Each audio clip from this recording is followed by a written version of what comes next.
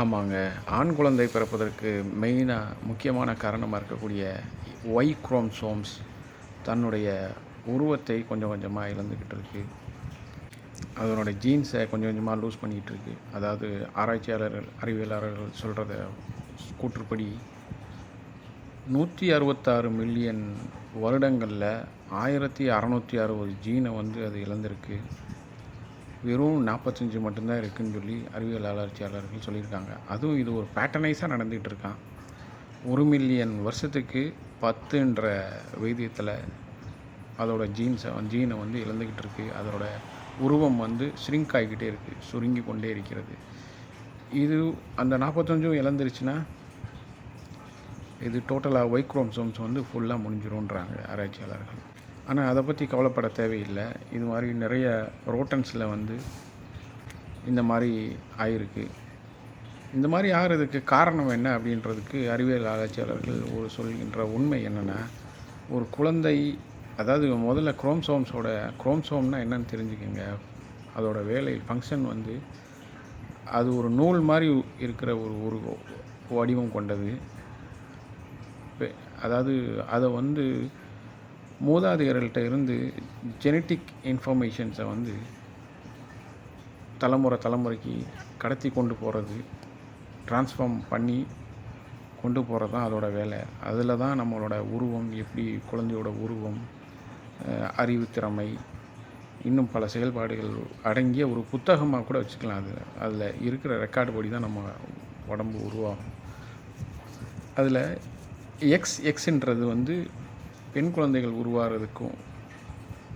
உருவாகிறதுக்குள்ளான chromosomes. அதனால எக்ஸ்னால் கர்ப்பப்பை உருவாகும் குழந்தைகளுக்கு. அந்த மாதிரி உருவாச்சுன்னா அது பெண் குழந்தையாக பிறக்கும்.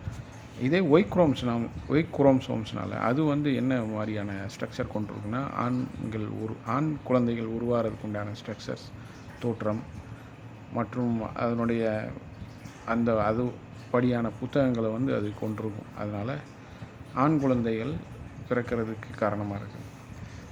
ஏன் இந்த ஒய் குரோமோசோம்ஸ் அழிஞ்சிக்கிட்டுனா தன்னோட உருவம் குறைஞ்சிக்கிட்டே வருது அப்படின்னா, இப்போ எக்ஸ் குரோமோசோம்ஸ் ஒரு காப்பியோடு தான் வரும். எக்ஸு 2 எக்ஸு சேர்ந்து ஒரு பெண் குழந்தை உருவாகும். அதே மாதிரி ஒரு ஆண் குழந்தை உருவாகணும் அப்படின்னா எக்ஸு ஒய்யும் வேணும்.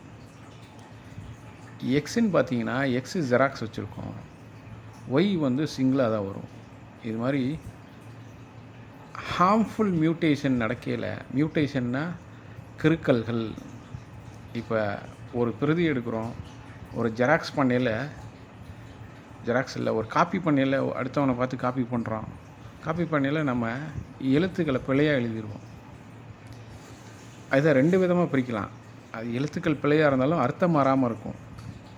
அப்படி இல்லாமல் எழுத்துக்கள் பிழையாக இருந்து முற்றிலும் அதோட அர்த்தம் சுத்தமாகவே மாறி போச்சுன்னா, அந்த மாதிரி ஹார்ம்ஃபுல் மியூட்டேஷன்ஸ் டைமில் எக்ஸு தன்னோட கையை மாற்றிக்கிறோம். வடிவத்தை இந்த வடிவத்திலேருந்து வேறு ஒரு வேறு கைகளை மாற்றிக்கொள்ளும். இப்போ எக்ஸுக்கும் சேர்ந்துச்சுன்னா, ஏன்னா அதுக்கிட்ட ஒரு காப்பி இருக்குது. ஆனால் ஒய்க்கு அப்படி இல்லை.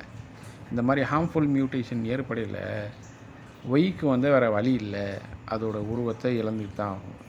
இந்த மாதிரி தான் கொஞ்சம் கொஞ்சமாக நடந்து அதோட உருவத்தை கொஞ்சம் கொஞ்சமாக ஷ்ரிங்க் பண்ணிக்கிட்டே வருது அப்படின்னு சொல்லி ஆராய்ச்சியாளர்கள் சொல்கிறாங்க.